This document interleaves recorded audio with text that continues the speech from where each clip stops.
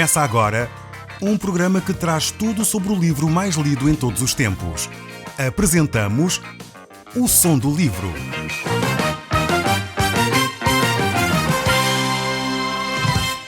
Seja muito bem-vindo. Neste podcast vai encontrar o livro mais conhecido e lido em todo o mundo. Vamos levá-lo numa viagem pela história da humanidade. Este é um audiolivro para si, para a sua família e sociedade em geral. Contextualização e comentários de Paulo Chaveiro. Caro amigo, nós estamos a olhar para o livro de Samuel, no segundo livro desta série. E estamos já no capítulo 21 deste segundo livro de Samuel. Este capítulo aqui começa por falar de uma grande fome que assolou a terra de Israel. A razão por que Deus permitiu que isso acontecesse ainda serve de lição para nós hoje. E eu espero que o tempo que vamos passar juntos neste dia sirva realmente para nós percebermos a forma como nós podemos aprender lições com o povo de Deus. Vamos então abrir a nossa Bíblia no segundo livro de Samuel, no capítulo 21. Se você então tiver a sua Bíblia à mão, vamos poder começar a ler no verso 1 e você pode me acompanhar nesta leitura. Diz assim a palavra de Deus: Houve uma fome durante o reinado de Davi que durou 3 anos consecutivos, e Davi orou insistentemente por isso. Então o Senhor disse: Esta fome é por causa da maldade de Saul e da sua família sanguinária que matou os gibeonitas. O rei chamou os gibeonitas. Estes não faziam parte de Israel. Eram o resto que ficou da nação dos amorreus. Israel jurara não os matar, mas Saul, no seu zelo nacionalista, tentou liquidá-los. Davi então perguntou-lhes: Que hei de eu fazer por vocês para que nos livremos desta culpa que recai sobre nós e para que possamos, enfim, pedir a bênção de Deus? Eles responderam: Pois bem, dinheiro não resolve o caso e também não pretendemos matar seja quem for dos israelitas simplesmente por vingança.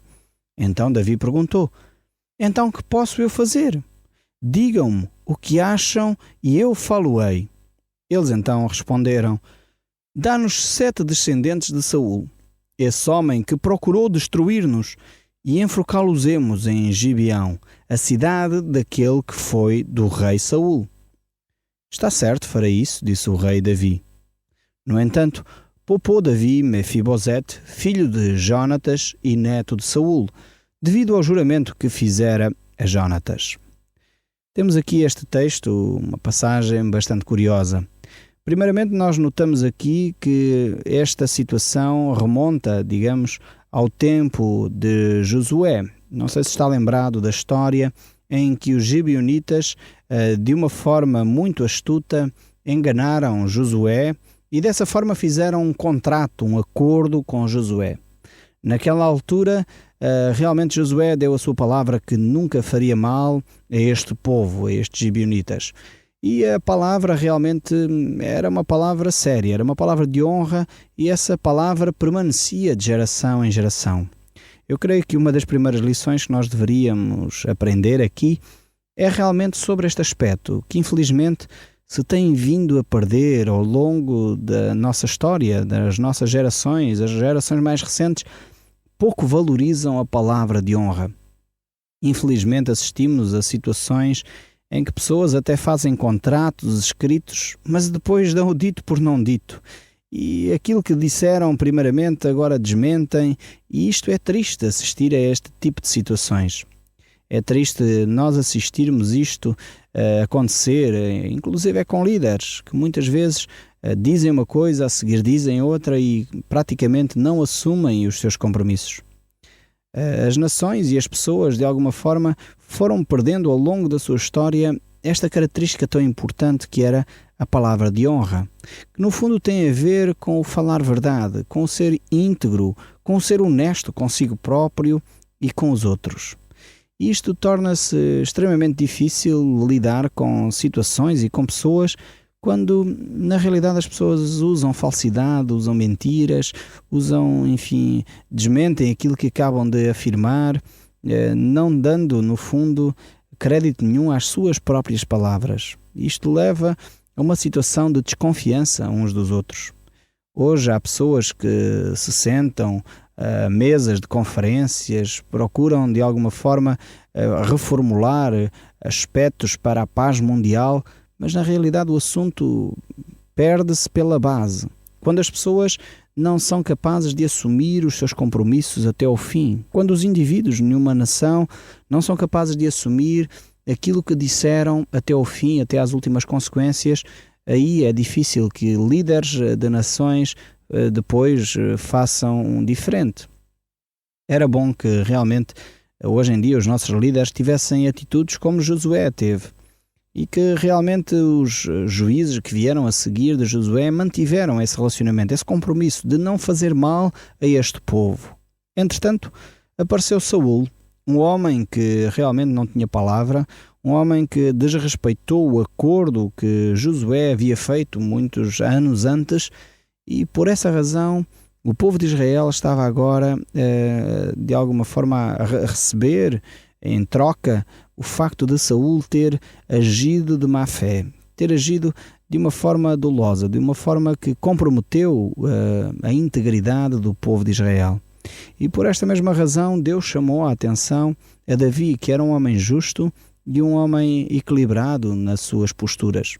Era necessário que todo o povo de Israel tivesse uma atitude justa diante desta situação. Não deveriam ser pessoas que fingiam que não estavam a ver o que acontecera. E é triste vermos na sociedade quando, por vezes, as autoridades cometem injustiças e a população não reage. Fica como se, afinal de contas, não acontecesse nada. Quantas e quantas vezes no nosso meio acontecem injustiças em relação a estrangeiros, em relação a pessoas menos capazes, em relação a pessoas talvez mais desfavorecidas. E a população, em vez de agir de uma forma equilibrada, em vez de agir com justiça, permite que essas injustiças aconteçam. Creio que é necessário que nós recuperemos este princípio tão importante para a vida em sociedade, que é o termos uma palavra de honra, uma palavra de verdade, o sermos capazes de assumir aquilo que nos comprometemos a fazer. Quando isso acontece, realmente as nações são transformadas, e elas são transformadas de dentro para fora. E é normal que depois os seus líderes, mais cedo ou mais tarde, tenham que mudar também os seus comportamentos. Seria ótimo que fosse ao contrário, que fossem os líderes primeiro a mudar e, por isso, eles influenciassem o resto da nação. Mas, infelizmente, às vezes assistimos a situações como estas, em que Saul desrespeitou os próprios acordos que estavam estabelecidos entre Israel e este povo. E por essa razão o povo veio a sofrer as consequências da desobediência de Saul.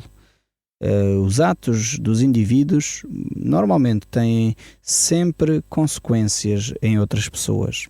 Nós, ocidentais, temos uma mentalidade que foi perdendo o sentido do povo, o sentido do coletivo. Não mais temos hoje uma perspectiva do todo.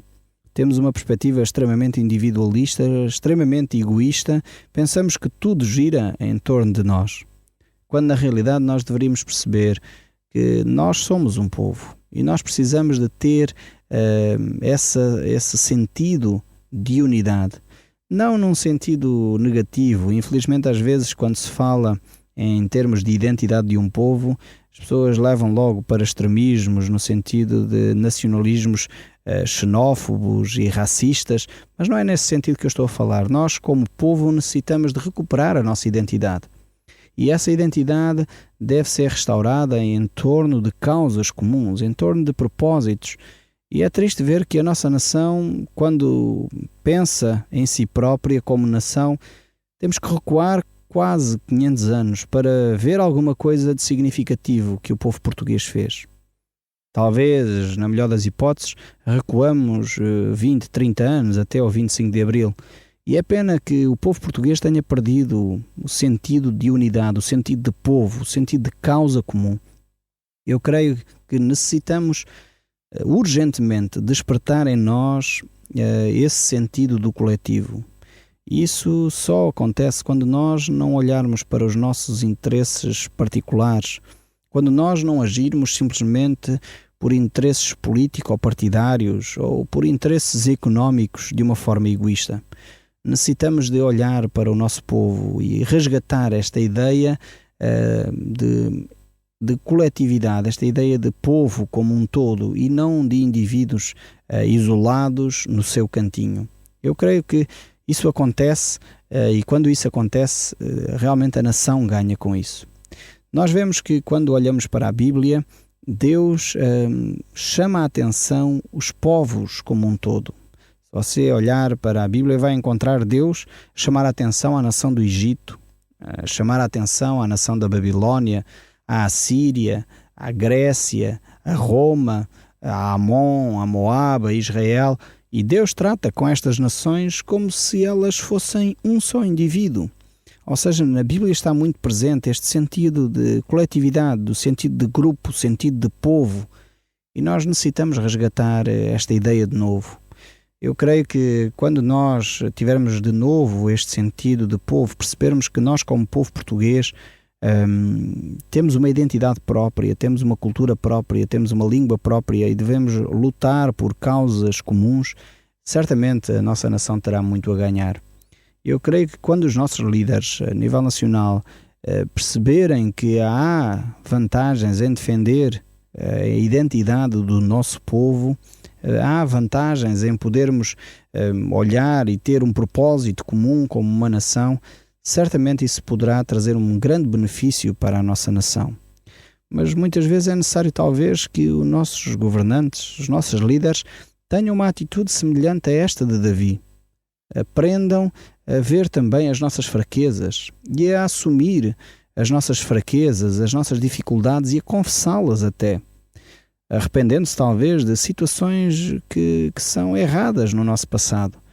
Pedir talvez perdão por atitudes de corrupção, de mentira, talvez de idolatria, de ganância, de infidelidade a tratados e a acordos que tínhamos feito no passado.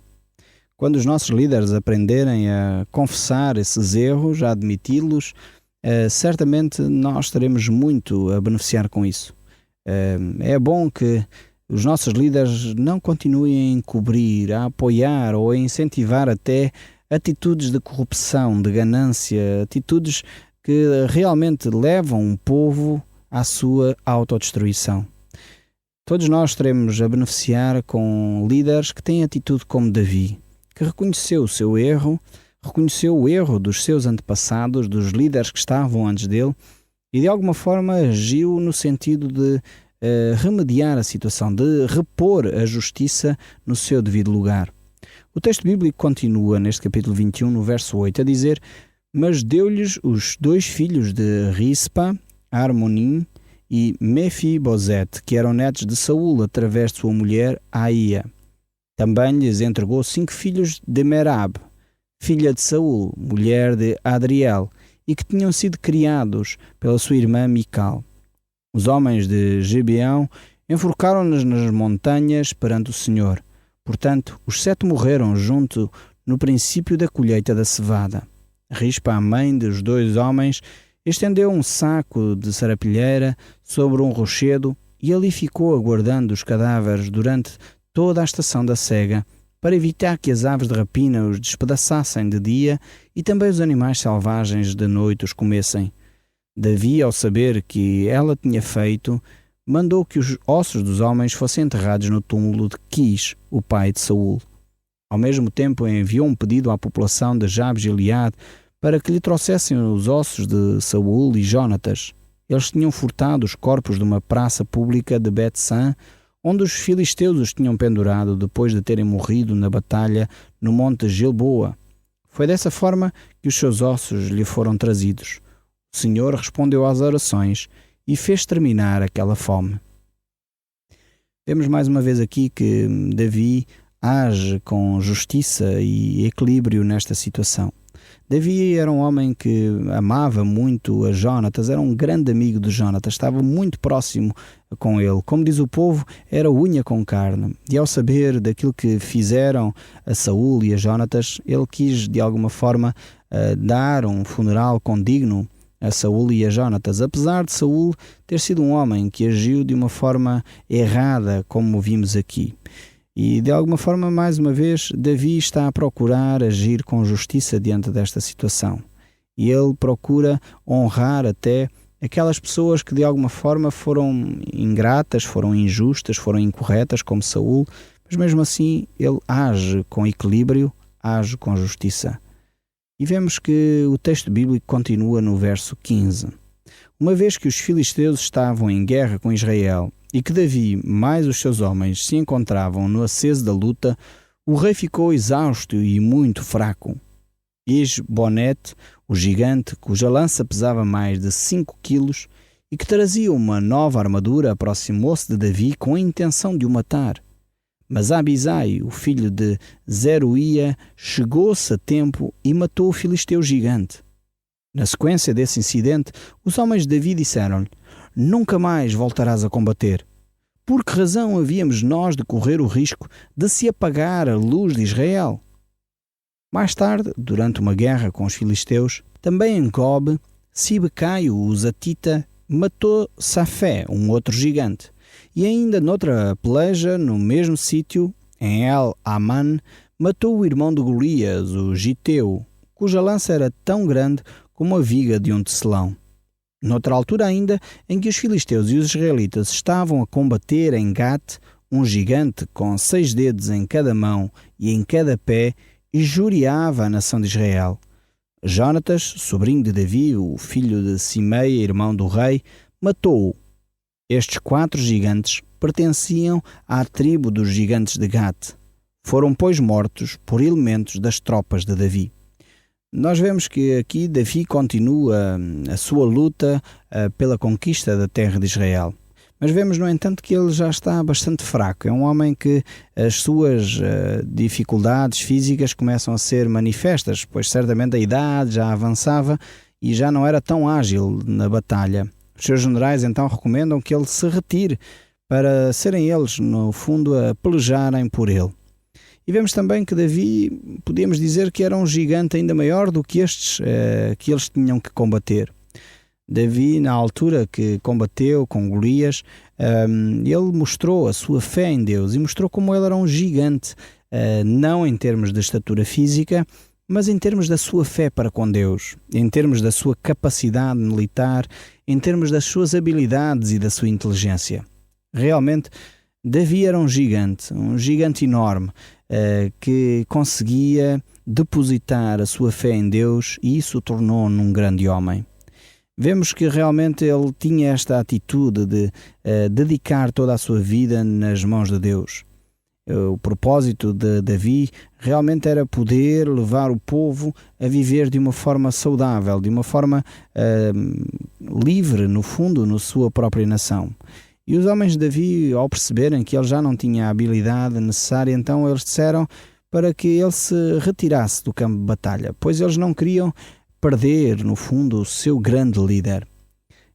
Quer dizer aqui que eles temiam pela integridade física de Davi. Eles estavam com receio que Davi morresse na peleja de uma forma desnecessária. Por isso mesmo, eles estavam dispostos a continuar a pelejar, a conquistar a terra, mantendo Davi então a comandar as tropas, mas agora à distância, já não no campo de batalha. Davi, quando teve aquele confronto primeiro com Golias, a palavra de Deus lá nos mostra que Davi apanhou 5 pedras. E há, por vezes, pessoas que dizem que esta forma que Davi agiu naquela altura tinha como intenção de manifestar a Golias que ele poderia combater não só Golias, como os seus 4 irmãos. E nós vamos chegar agora ao capítulo 22 daqui do segundo livro de Samuel. E vamos ver aqui um cântico extremamente belo que Davi compôs. Diz assim o texto bíblico: Davi compôs este cântico para o Senhor após ter sido salvo por ele das mãos de Saul e dos seus outros inimigos. Ele diz assim: O Senhor é o meu rochedo, a minha fortaleza e o meu salvador. Confiarei em Deus, que é a minha rocha e o meu alto retiro. Ele é o meu escudo, o poder da minha salvação e o meu refúgio. Ó meu Salvador, tu me livraste da violência. Invocarei o Senhor, que é digno de todo louvor. Salvar-me-á de todos os meus adversários. Ondas de morte me cercaram, torrentes de maldade desabaram sobre mim. Fui ligado e atado pelo inferno e pela morte, mas chamei pelo Senhor. Na minha tristeza, Ele me ouviu, Deus do seu templo. O meu clamor chegou aos seus ouvidos. Então a terra bramou e tremeu, os fundamentos do céu abalaram-se por causa da sua ira. Saiu-lhe fumo do seu rosto, da boca um fogo devorador, que tudo consome à sua frente, pondo o mundo em chamas. Fez baixar os céus e desceu, andou sobre as espessas nuvens, voou sobre um querubim, sobre as asas do vento. As trevas rodearam-no, espessas nuvens o circundaram, mas a terra resplandeceu com o brilho da sua presença. O Senhor trovejou desde os céus, o Deus Supremo fez ecoar a sua voz, disparou as suas flechas de luz e dispersou os inimigos. Pelo sopro da sua respiração, até o mar se dividiu em dois, e viu-se o fundo das águas pela repreensão do Senhor. Desde o alto me livrou, salvou-me de ser levado pelas vagas, libertou-me do meu poderoso inimigo, daquele que me odiavam, dos que tinham muito mais força que eu. Saltaram sobre mim no dia da calamidade, mas o Senhor foi a minha salvação. Fez reaver a liberdade, resgatou-me porque me amava. O Senhor recompensou-me conforme a minha retidão, porque tinha as mãos limpas e não me afastei impiamente do meu Deus. Estes são textos tremendos da parte de Davi e o cântico continua e eu recomendava que eu pudesse continuar a ler em casa. São realmente textos tremendos da parte de Davi, a gratidão que ele tem para com Deus, mas também ao mesmo tempo o reconhecimento que ele tem daquilo que Deus fez na vida dele. Eu talvez gostaria neste momento de o desafiar a fazer se calhar um salmo, um cântico, como Davi fez. E se nos quisesse enviar, eu teria muito gosto em recebê-lo e lê-lo também. Talvez você queira fazer um cântico de alegria daquilo que Deus tem feito na sua vida. Talvez pegando aqui neste cântico de Davi se possa inspirar um pouco para escrever umas palavras de gratidão a Deus. Se nos quiser enviar uma cópia, eu terei todo o gosto em recebê-la. O Som do Livro, uma produção da Rádio Transmundial de Portugal.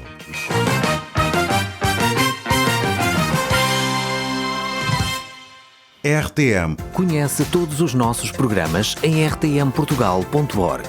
Uma produção da Rádio Transmundial de Portugal.